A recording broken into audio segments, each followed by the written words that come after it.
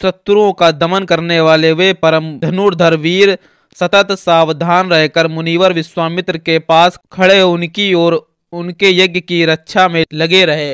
इस प्रकार कुछ काल बीत जाने पर जब छठा दिन आया तब श्री राम ने सुमित्रा कुमार लक्ष्मण से कहा, सुमित्रा नंदन, तुम अपने चित्त को एकाग्र करके सावधान हो जाओ। युद्धपी इच्छा से शीघ्रता करते हुए श्री राम इस प्रकार कह ही रहे थे कि उपाध्याय ब्रह्मा, पुरोहित तथा अन्य ऋषियों से घिरी हुई यज्ञ की वेदी सहसा प्रज्वलित हो उठी। वेदी का यह जलना राक्षसों के आगमन का सूचक उत्पात था। इसके बाद कुछ चमस, शुक्र, समीधा और फूलों के ढेर से सुशोभित होने वाली विश्वामित्र तथा ऋषियों जनित सहित जो यज्ञ की वेदी थी उस पर आवाहनीय अग्नि प्रज्वलित हुई।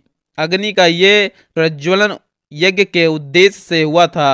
फिर तो शास्त्रीय विधि के अनुसार वेद मंत्रों के उच्चारण पूर्वक उस यज्ञ का कार्य आरंभ हुआ। इसी समय आकाश में बड़े जोर से शब्द हुआ जो बड़ा ही भयानक था। जैसे वर्षा काल में मेघा की घटा सारे आकाश को घेर कर छाई हुई दिखाई देती है, उसी प्रकार मारीच और सुबाहु नामक राक्षस सब ओर अपनी माया फैलाए हुए यज्ञ मंडप की ओर दौड़ आ रहे थे। उनके अनुचर भी साथ थे। उन भयंकर राक्षसों ने वहां आकर रक्त की धाराएं बरसाना आरंभ कर दिया।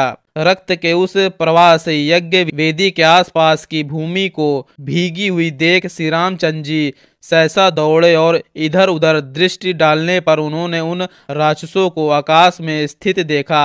मारीच और सुबाहु को सहसा आते देख कमल नयन श्री राम ने लक्ष्मण की ओर देखकर कहा, लक्ष्मण, वे देखो मांस भक्षक करने वाले दुराचारी राक्षस आ चुके हैं। मैं मनवास्त्र के द्वारा इन सबको मार भगाऊंगा। जैसे वायु वेग से बादल छिन्न भिन्न हो जाते हैं, मेरे इस कथन में तनिक भी संदेह नहीं है। ऐसे कायरों को मैं मारना नहीं चाहता। ऐसा कहकर वेगशाली श्री राम ने अपने धनुष पर परम उदार मनवास्त्र का संधान किया। वह अस्त्र अत्यंत तेजस्वी था। श्री राम ने बड़े रोष में भरकर मारीच की छाती में उस बाण का प्रहार किया। उस उत्तम मनवास्त्र का गहरा घातक लगने से मारीच पूरे 100 योजन की दूरी पर समुद्र के जल में जा गिरा। सितेशु नामक मनवास्त्र से पीड़ित हो मारीच अचेत सा होकर चक्कर काटता हुआ दूर चला जा रहा है। यह देख श्री राम ने लक्ष्मण से कहा, लक्ष्मण, देखो, मुनि के द्वारा प्रयुक्त सीतेशु नामक मनवास्त्र इस राक्षस को मूर्छित करके